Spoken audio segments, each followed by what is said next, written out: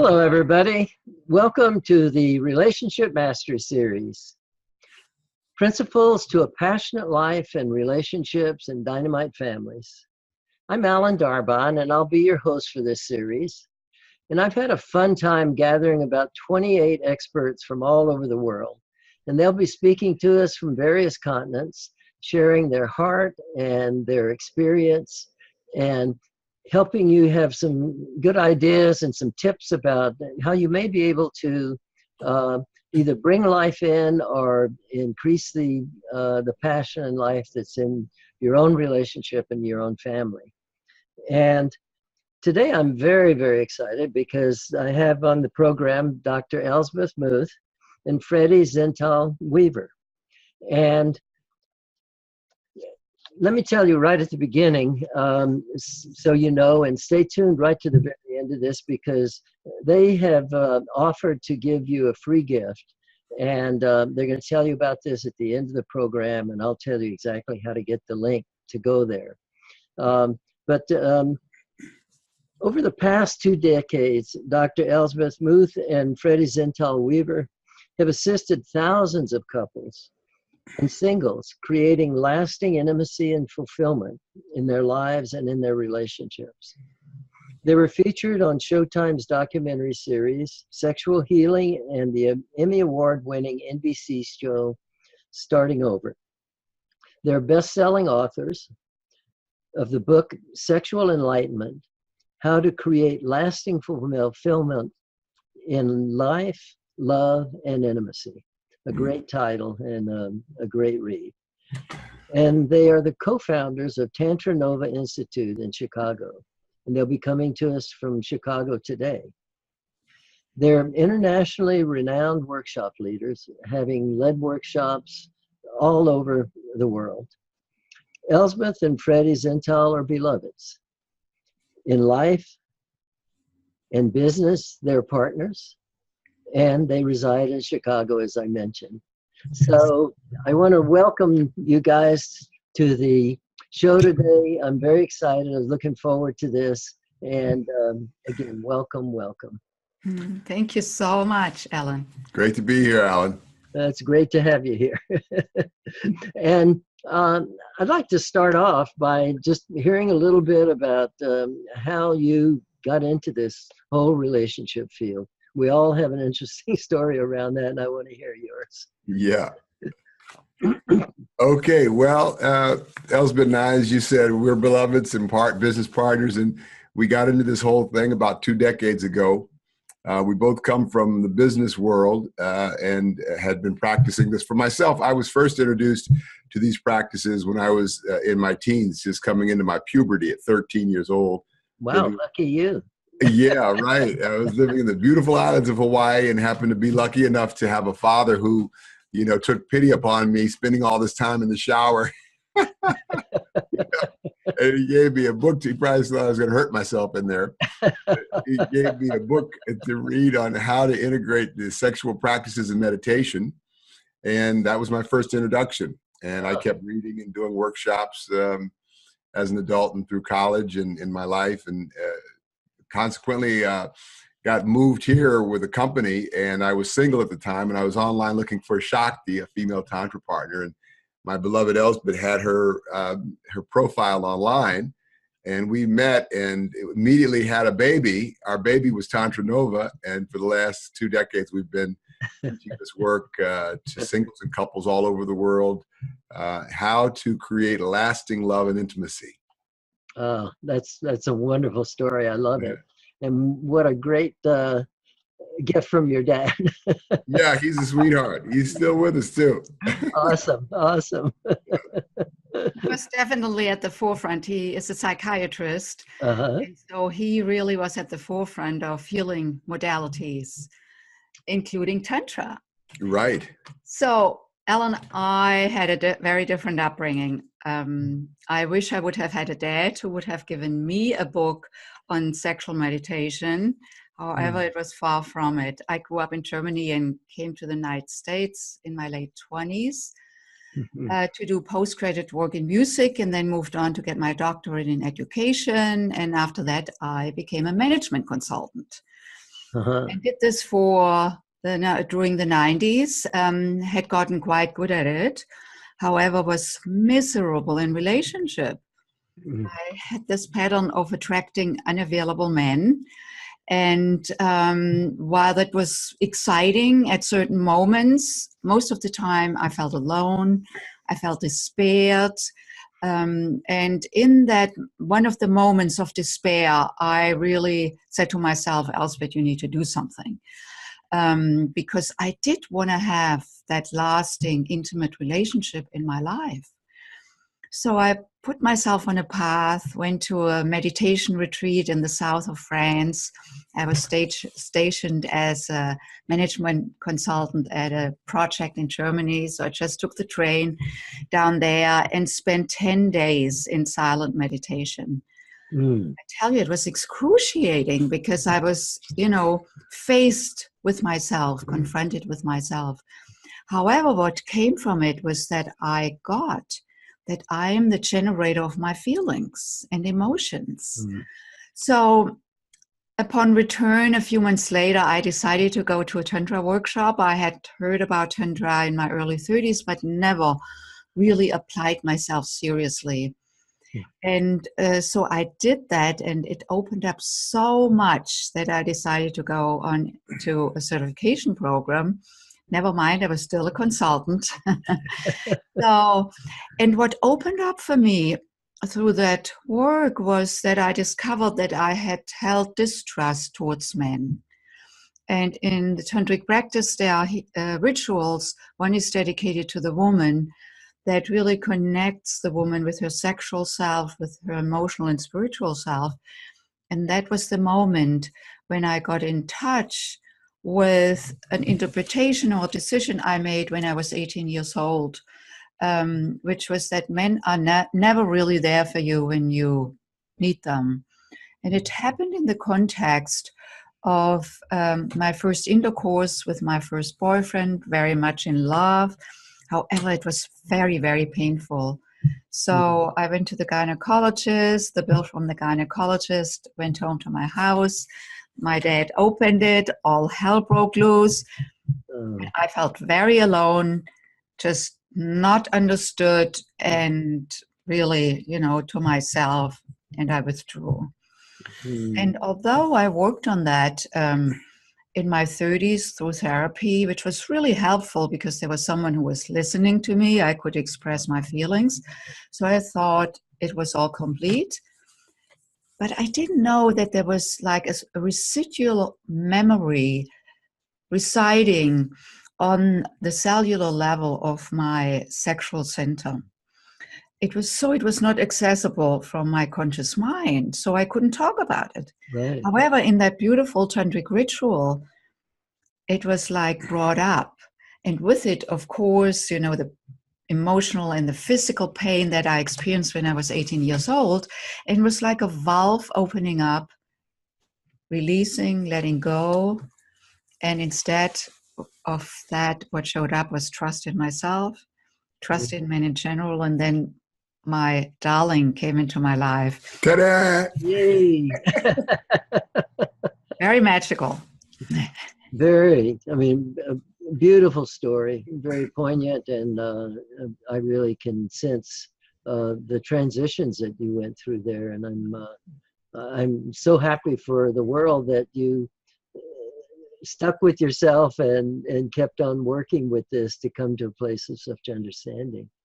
Yeah. Alan, this story is so wonderful because it's exactly what happens for people when they come do the work. We have them do an intake and they write down what their intentions are, to create more love in their relationship or to create a relationship or work that's fulfilling or live in a place that's inspiring, whatever it might be. And these practices are unique as a transformational vehicle. I mean, there's a lot of things, as Elsbeth went through the meditation retreat, and she saw a lot and got a lot.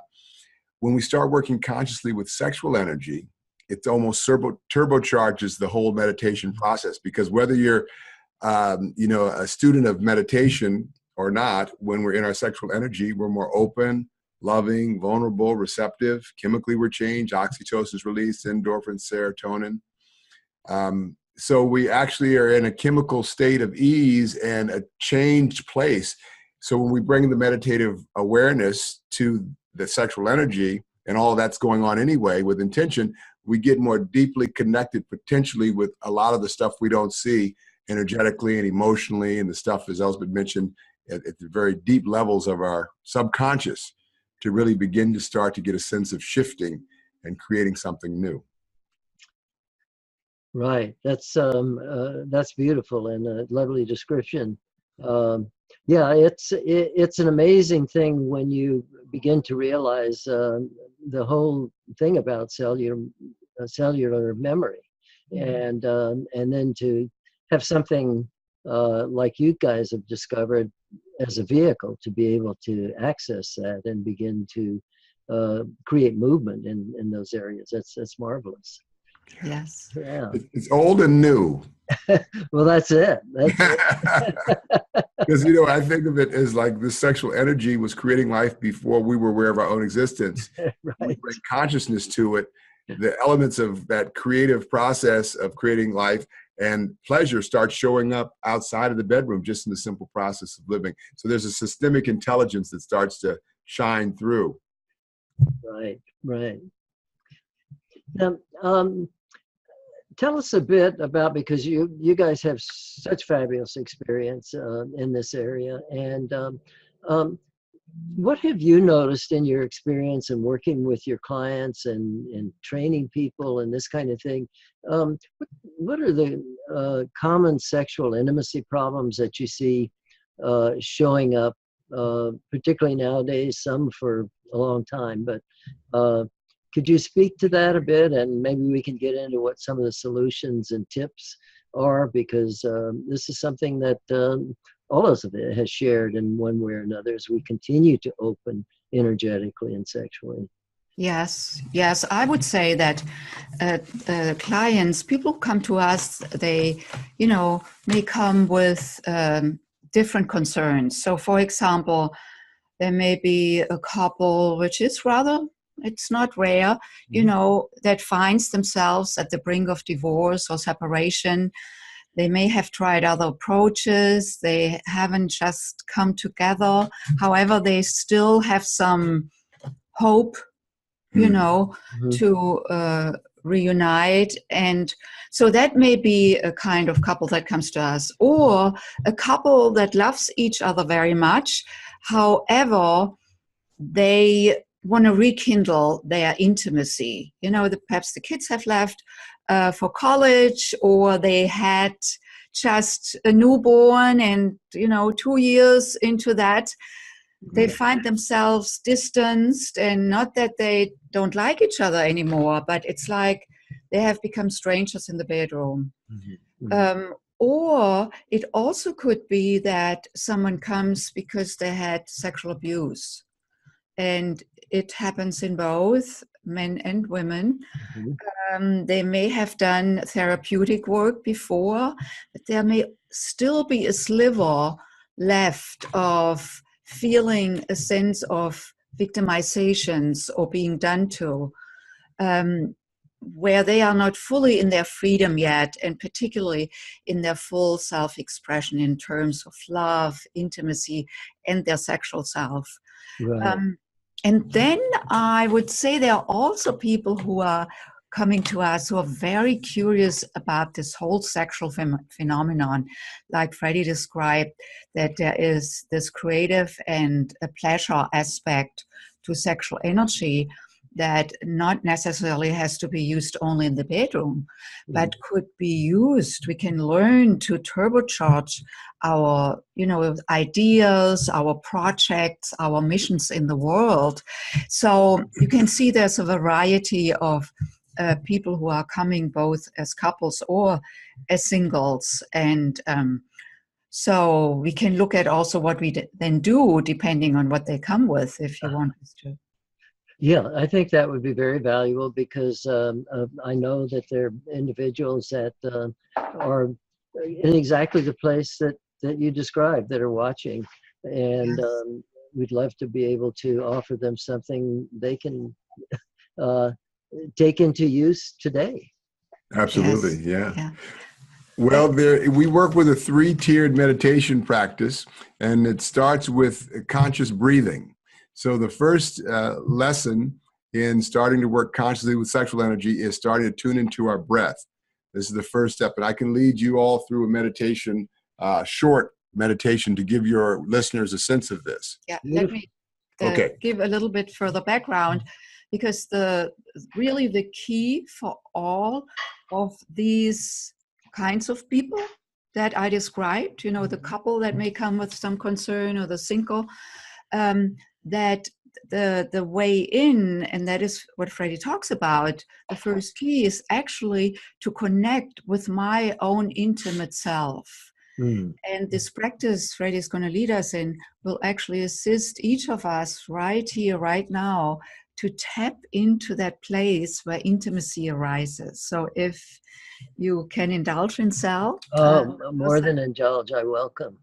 Okay. All right. So this is the first of the 3-tiered meditation practice that we start with. So eyes can be open, closed, or soft focus. Mm-hmm. And if you just feel your seat in the chair or the pillow, and tap into the earth supporting the floor and the floor supporting you.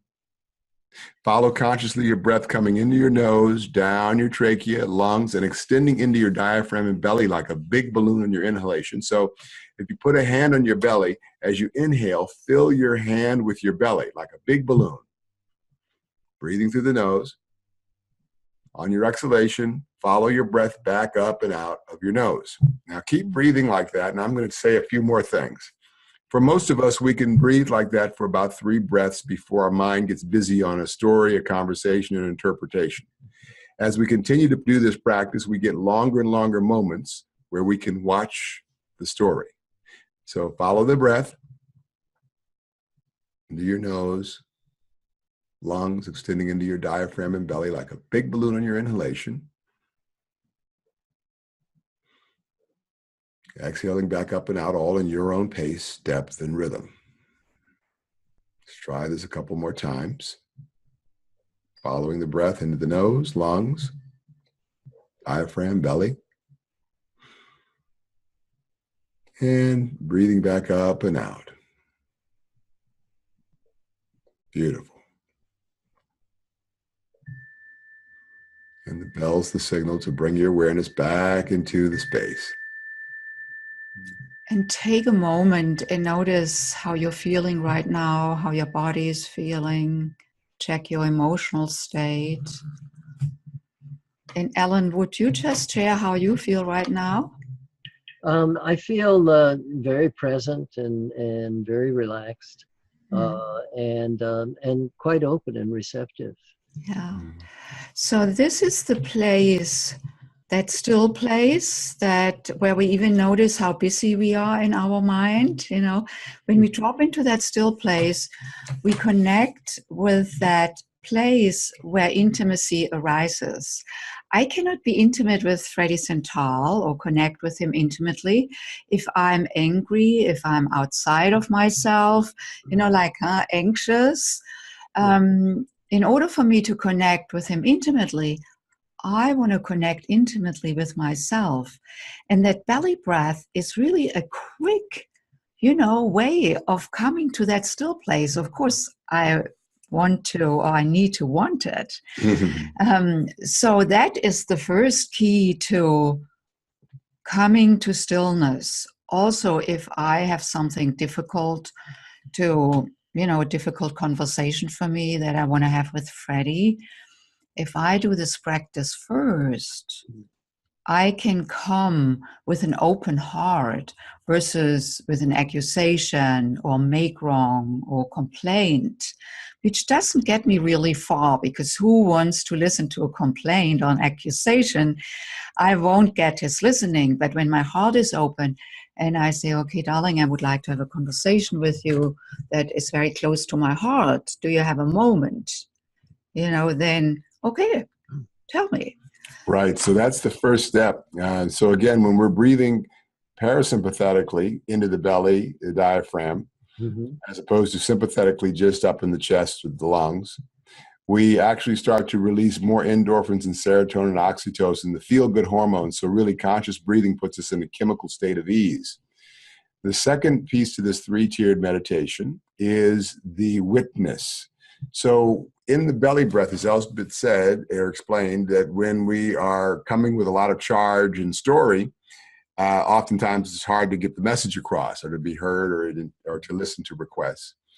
So this conscious breathing steps us a little bit away from the story, the narrative, so that now we have a moment to just see the story without the total felt sense of the story, the heart racing and the blood pressure and the heated skin and the energy. So the conscious belly breath can be the first step to getting the witness. So real quickly, we're these big brain thinking Homo sapiens, been figuring out the universe for millennia, and the mind doesn't stop unless we train ourselves to watch the story. And even then it doesn't stop. We just can watch. But like the moose, that's not aware of its own existence, walking through the forest and a tree falls and it's startled. It sees some berries, it eats the berries, the rain falls, it lifts its snout, it drinks some water from the sky, and it moves on, it's done. Now the human's walking through the forest and the tree falls. Oh my God, I could have been killed. What would have happened to my 401k and my vacation plans? And I gotta make a bridge for a meeting and it's raining too. Oh God, why me? It's what we do. We story make and angst about everything. So unless we train ourselves to step away a little bit, it's hard to just relax and enjoy the ride. Right. So that brings, where does the resolve lie in when our heart is broken or when we feel so separate in our relationship, or when a single person tries so hard to find a beloved and struggles so much, just like I was, struggling. What is there? So it starts really with what Freddy shared about it. Just like for me, this meditation retreat actually brought me more into my observer, into that witness, into that Meuth state, noticing myself, becoming more the one who has her emotions instead of the emotions having me. So now this awareness that we can bring to our emotions, we can also bring this to our sexual energy. That is pretty much a novel idea. I think it's more known in the realm of emotional work. Mm-hmm. It's not so well known in the work of our sexual self, because our sexual being is just as wired as our emotional being is. It's like we come with a disposition as human beings in terms of sexual energy. It's just wired into us. Some of it is biological with hormones. Mm-hmm. Then the question is, where do we differ from animals? We are just as wired as animals. Mm-hmm. So when they are in heat, they mate and then it's over. They feel pleasure, although they don't afterwards live in an interpretation of pleasure. Unlike human beings, it's like, right after having made love or having had sex, like, how was it for you? It was not as good as last time. Or, something like immediately we go into the comparison, which has something to do with that we have a reflective mind. We are self-reflective. And that we put to use in that witness state. And that leads me to becoming more aware of energy. Life force energy that runs through us all the time, and sexual energy is life force energy. None of us would be here sitting right now if it hadn't been for that energy. And we can learn to tune with that energy in a conscious way, not just a reactive way when I'm turned on, which is wonderful. There's nothing right or wrong about it. Mm-hmm. It's just that if I can affect that energy and learn for the man, for example, to move his wonderful energy throughout his whole being, he can start to circulate the energy. He can start to sustain this energy, like how long? For as long as he wants. Yeah, like 5 minutes, 10 minutes, 30 minutes, an hour, that's pretty much unheard of. But not just sustain, really circulate, really begin to, with yourself and with a partner, do what is like a microcosmic orbit where you can actually send this, I call it orgasmic nectar, and receive it. And there's a practice that we teach that develops a capacity to have a better sense of this energy movement through the breath with attention and intention on the sensation. And that becomes a real meditation. And you can really go pretty deep with creating how you are manifesting out there, because we're getting what we want. I mean, we're creating what we're getting, whether we want it or not. So a lot of it's from places we don't see. So we might as well get what we want. Yeah, and get out of our own way to allow something new in, right? Yeah, so I just want to give you an example of a couple that came to us, and they really, they came, the sex was fine with them, but they fought all the time to an extent where they couldn't stand it anymore. They couldn't stand each other anymore. And so what opened up for them, particularly for the husband, who learned that practice that Freddy just was describing, circulating the nectar, he learned how to forego that ejaculatory reflex that happens in the pelvic floor. And what opened up for him was that he connected his sexual center with his heart center. So a man moves up his energy into his heart, where his heart is opening. Because that is often in relationship that, even if they want to connect, when a man wants to connect, he starts to feel it in his sexual center. When a woman wants to connect, she starts feeling it in her heart center. So we both want to connect, but we are just like two passing ships in the night. He wants it in the sexual center, I want it in the heart center.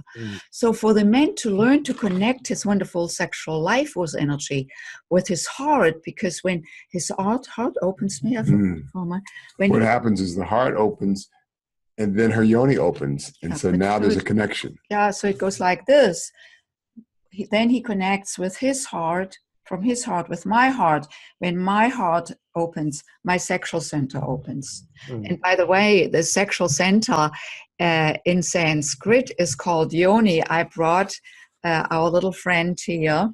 Great. Yoni means sacred space. Isn't that much more endearing than vagina or all kind of other? Yeah, absolutely.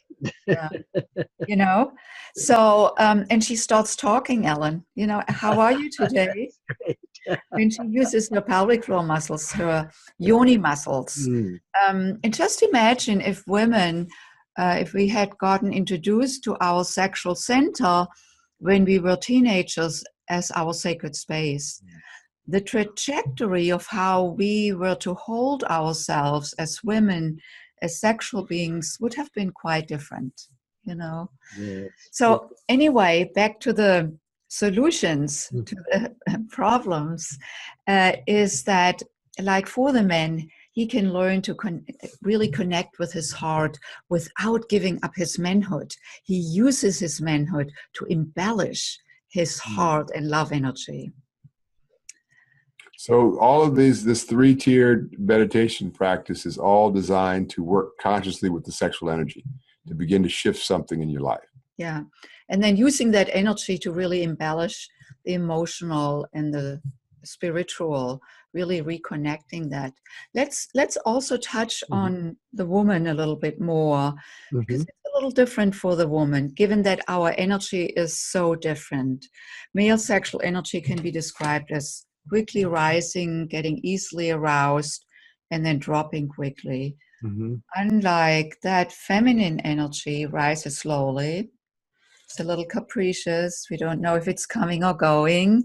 However, when it's reawakened, it can come up to a plateau and then stay on the plateau for, a long time, multiple orgasms, orgasmic waves. And there's often this disconnect. It goes like this.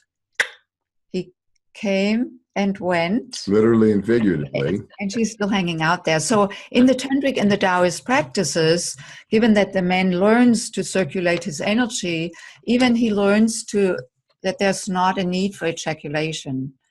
But that doesn't leave him, it actually leaves him very fulfilled, I want to say. So he can stay present to the woman versus just going off and being gone then. So for the woman, it's more to awaken her energy.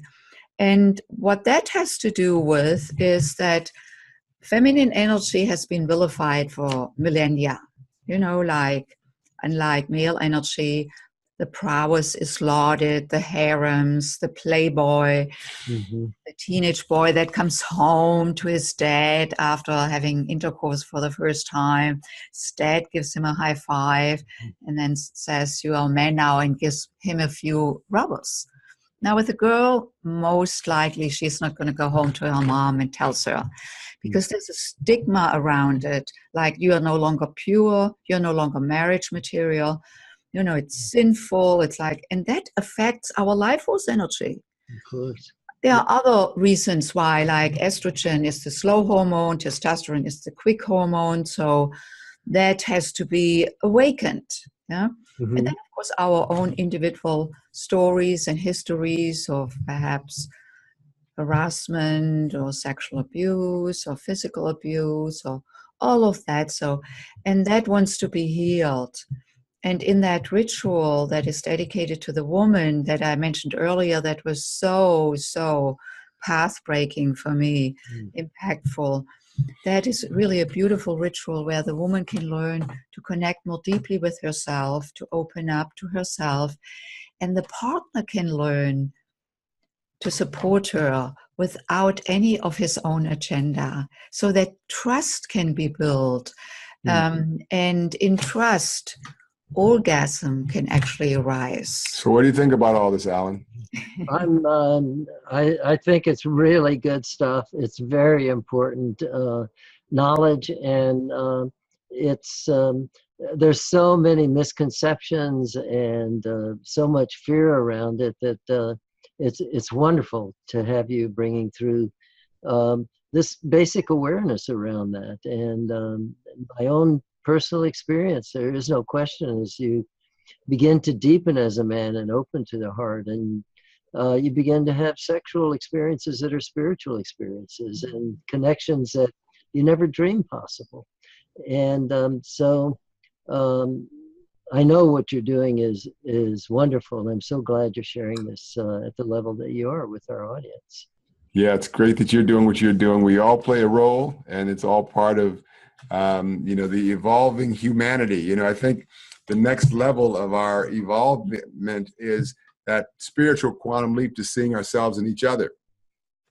And as you say, that connecting in lovemaking, and then when you're able to bring the meditative piece to it, it becomes a melding that really transcends that moment and starts to become a path in life.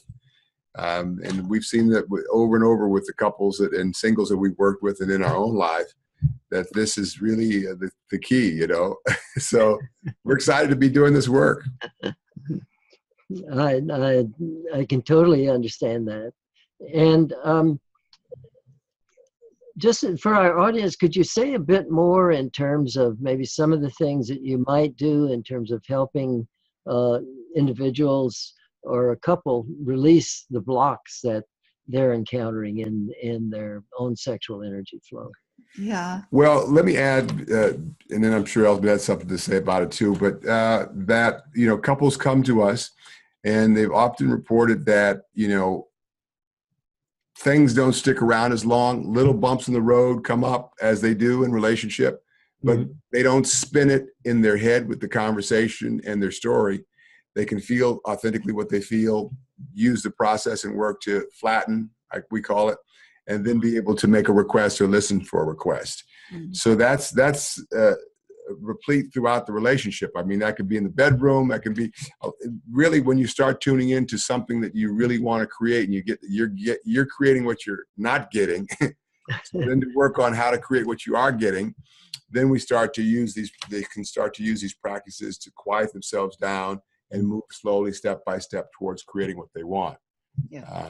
Right. So, and then there's a whole other part of the work, one of 5 steps that we lead couples and singles through when they come to us, both in workshops or one-on-one, private programs that has to do with letting go of the past. Because, like for me, just as an example, that memory of the 18-year-old, that was still living in myself, not even, known to me any longer. Right. But as we talked about it earlier, on the cellular level. And so there is a process that we take both couples and individuals through that has to do with tapping into their past, not to analyze it, but to have it as a reference point. Because often our present day moments are so informed by the past, and we don't even know that this is where it comes from. So I may get upset with Freddy, not paying attention to me when I want to talk to him. And instead of being in my grown-up self, say, perhaps he's just busy with something right now. I come back later. No, I get triggered into, he's just never there for me. My old story. Right. And then I get, anxious. I get, just accusing him that he never listens to me. So there's a process we do that assists people in identifying something that may have gotten formed when they were infants or children or adolescents, particularly around love, intimacy, and their sexual self. And once they tap into it, they have a reference point. They can see, oh, wow, this is what happened then. This is the feeling, exactly the way I feel today, so they can place it back into the past. And when it comes up, they can be in their witness that, oh, here it is again, so I can place it back into the past consciously. So that's an essential part that allows people to come to truly the present moment and be, calm, connected with their love self, and connect with their beloved. Wonderful. Now, in your book, do you go into some of the details of these processes and that kind of thing? I'm curious about that. Yes, we do. A lot of what we talked about a moment ago in the three-tiered step meditation practices outlined thoroughly in the book, as well more of Elsbeth's story and my story about how we got into this. Yeah. So it's written in a very readable, entertaining, edutainment way, so that it's not too boring or too straight, just information. Yeah. So the second part is all practices.